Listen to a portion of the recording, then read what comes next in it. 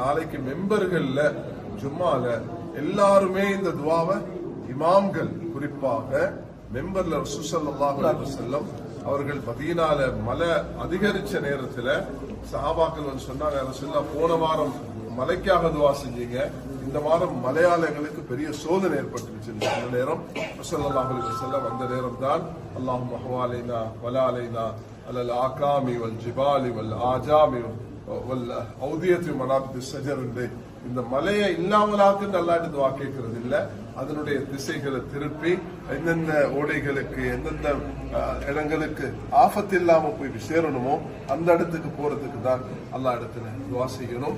அதே நேரத்துல அல்லாஹ் இடத்துல கூட்டாக துவா செய்யறதுக்கும் அல்லாஹ் தஆலாவுடைய தூதர் ஸல்லல்லாஹு அலைஹி வஸல்லம் வழிகாட்டி இருக்கிறாங்க.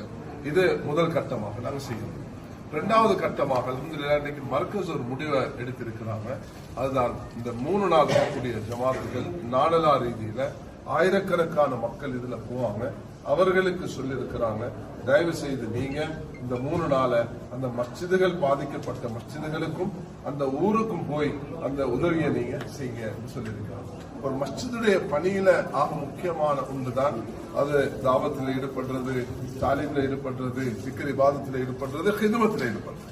இப்ப 4 விஷயங்கள்ல ஒன்றுதான் ஹிதுமத். இது எல்லா தாயிகளுக்கும் எல்லாத்துக்கும் எல்லாம் இந்த சந்தர்ப்பத்தை தந்திருக்கிறாங்க. இந்த 3 நாள் இந்த 72 மணி நேரத்தை சரியாக யூட்டிலைஸ் பண்றதுக்கு இதுல டூப்ளிகேட் ஆகாம சரியான முறையில அதுல என்ன செய்யப்படணும் என்று சொன்னா, ஒன்று அதுக்குள்ள கெமிக்கல்ஸ் தேவைப்படும். அதுக்கு அல்லாஹ் உங்களுக்கு வரக்கூடிய ஜமாத்துகளுக்கு அல்லாஹ் பணத்தை தந்திருந்தா அந்த பணத்தை எடுத்துட்டு வந்து இதுக்கு நீங்க செலவழிங்க. அல்லாஹ் நிச்சயமாக அல்லாஹ்வுடைய பாதையில வந்து இப்படியான நேரத்தில் நீங்க செலவழிக்கிறது அது ஆகப்பெரிய ஒரு கைராக அமையும்.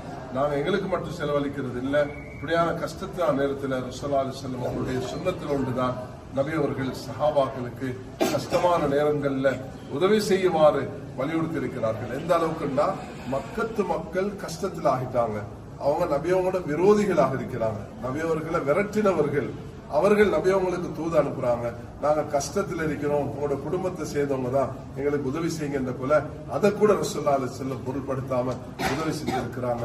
அதனால மனிதாபிமான அடிப்படையில் உதவி செய்யறது தான் எங்களோட மார்க்கத்துடைய அடிப்படை. ஸல்லல்லாஹு அலைஹி வஸல்லம் இந்த சுன்னத்தை தான் எங்களுக்கு வழிநடத்தியிருக்கிறாங்க. ஆக ஒன்று ஜமியா அதனுடைய வழிகாட்டல், பெடரேஷன் மற்ற நிறுவனங்கள் அவர்களுடைய வழிகாட்டல், 3வது மர்கஸும் ஒரு பாரிய மனித வளங்களோட தன்னுடைய பணத்தோட நீங்க ஃபீல்டுக்கு இறங்கி இந்த விஷயத்தில் ஈடுபடுங்கன்றதை உற்சாகப்படுத்தி இந்த நாட்டில் இருக்கக்கூடிய கிட்டத்தட்ட 115 மர்கஸுகள், ஜுமராத் நடக்கூடிய 90 இடங்கள், 15 ஜோன்கள் என்று மக்கள்